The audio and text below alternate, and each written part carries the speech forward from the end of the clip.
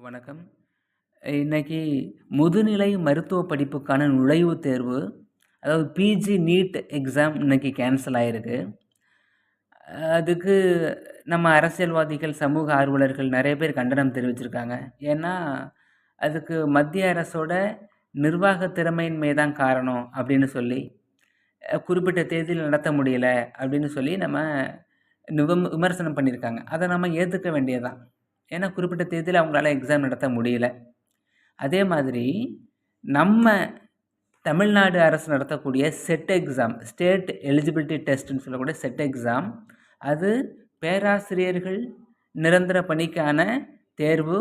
நம்ம தமிழ்நாடு அரசு நடத்தக்கூடிய எக்ஸாம் அது. அது இந்த ஜூன் மாதம் 7ஆம் தேதி, 8ஆம் தேதி நடக்க வேண்டியது. அது 2 வாரத்துக்கு முன்னாடி கேன்சல் ஆச்சு. அத ரத்து பண்ணாங்க. அவங்களும் நம்ம மாநிலமும் குறிப்பிட்ட தேதியில நடத்த முடியல. அவங்க நடத்தல. இப்ப நீட் எக்ஸாம் கேன்சல் ஆனா, அதுக்கு மத்திய அரசோட நிர்வாக திறமையின்மை காரணம். இப்போ மாநில அரசு நடத்த இருந்த எக்ஸாம் கேன்சல் ஆனா, அதுக்கு யாரோட திறமையின்மை காரணம் அப்படின்னு நம்ம விமர்சனம் பண்றவங்க புரிஞ்சுக்கணும். அதுல இன்னொரு விஷயமும் இருக்கு. நம்ம செட் எக்ஸாம் அப்ளை பண்ணியிருந்தவங்க, இன்க்ளூடிங் மீ, எந்த சாய்ஸ் கேட்பாங்க. 2 சாய்ஸ், 3 சாய்ஸ் கேட்பாங்க. எந்த ஊர்ல நம்ம சாய்ஸ் கேட்டிருந்தோமோ, அந்த சென்டர் சாய்ஸ் குடுக்கவே இல்ல.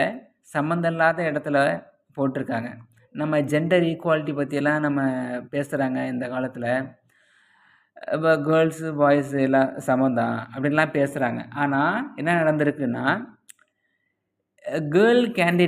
லேடி கேண்டிடேட்ஸ் எந்த சென்டர் கேட்டு அப்ளை பண்ணியிருந்தாங்களோ, அவங்களுக்கெல்லாம் அதே சென்டர்ல எக்ஸாம் போட்டிருக்காங்க. மேக்ஸிமம் நம்ம ஃப்ரெண்ட்ஸ் சர்க்கிள்ல பார்க்கும்போது.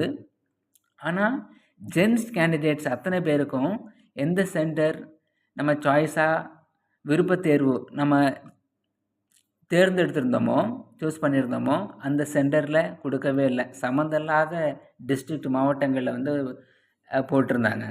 இப்ப இங்க ஜெண்டர் ஈக்குவாலிட்டி இருக்கு அப்படின்னு நமக்கு தெரியல. அந்த விஷயத்துல ஏன் அவங்க பயாஸ்டா இருக்காங்க அப்படின்னு நமக்கு தெரியல. எல்லாராலையும் டிராவல் பண்ண முடியும். எல்லாருக்கும் ஹெல்த் இஷ்யூஸ் வரும்.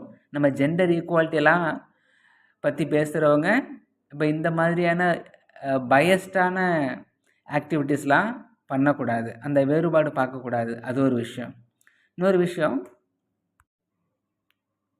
பிஜி நீட் எக்ஸாம் அப்படிங்கிறது இந்தியா ஃபுல்லா நடக்கக்கூடிய ஒரு எக்ஸாம். கிட்டத்தட்ட 28 மாநிலங்கள்ல ஒரு 300 சிட்டீஸ்ல, பிக் சிட்டீஸ்ல ஒரு 1000 டெஸ்ட் சென்டர்ஸ் கிட்டத்தட்ட நடக்கக்கூடிய எக்ஸாம். நீட் எக்ஸாம் இந்தியா ஃபுல்லா. ஆனா, தமிழ்நாடு எக்ஸாம், நம்ம செட் எக்ஸாம் அப்படிங்கிறது நம்ம ஸ்டேட்டுக்குள்ள தான் நடக்குது. அப்போ நம்ம ஒரே ஒரு ஸ்டேட்டுக்கு தான் எக்ஸாம் வைக்கிறோம். ஆனா, நம்ம அதையே சரியா குறிப்பிட்ட நேரத்துல பண்ண முடியாம நாம கேன்சல் பண்றோம். ஆனா, நாம என்ன பண்றோம்? இந்தியா ஃபுல்லா நடக்கக்கூடிய எக்ஸாம் கேன்சல் ஆனா, அந்த 28 மாநிலங்கள் முழுக்க நடக்கக்கூடிய எக்ஸாம் ஏதோ ஒரு காரணங்களுக்காக கேன்சல் ஆகுது. நம்ம அத பார்த்து கிண்டல் பண்றோம். நம்மளால ஒரு ஸ்டேட்டுக்கே ஒழுங்கா எக்ஸாம் நடத்த முடியல. நாம 28 மாநிலங்களுக்கு எக்ஸாம் நடத்துற அந்த நிறுவனத்த பார்த்து நாம கிண்டல் பண்றோம். அது என்ன வகையான போக்கு அப்படின்னு நமக்கு தெரியல. நமக்கு என்ன ஒரு சந்தேகம் அப்படின்னா, தமிழ்நாட்டுல எல்லாருமே நீட் எக்ஸாமுக்கு எதிரா போராட்டம் பண்ணவங்க. இன்னமும் பண்ணிட்டு தான் இருக்காங்க. நீட் எக்ஸாமுக்கு எதிரா போராட்டம் பண்ணவங்கலாம், நீட் எக்ஸாம் கேன்சல் ஆயிட்டு அப்படின்னு ரொம்ப கவலைப்படுறாங்க, வருத்தப்படுறாங்க. திடீர்னு நீட் எக்ஸாம் மேல அவ்வளோ ஆர்வமும், அக்கறையும் எப்படி வந்துச்சுன்னு நமக்கு புரியல. அவங்களுக்கு என்ன ப்ராப்ளம்? NEET exam நடக்கணுமா? வேண்டாமா? நீட் எக்ஸாம அவங்க எதிர்க்கிறாங்களா? ஆதரிக்கிறாங்களா? அப்படின்னுமே நம்மளால புரிஞ்சுக்க முடியல. அரசியல்வாதிகளா இருந்தா ஏதாவது ஒரு அறிக்கை விடணும், யாரும் யோசிக்க மாட்டாங்க அப்படின்னு நினைச்சுட்டே தான் பண்றாங்க போல.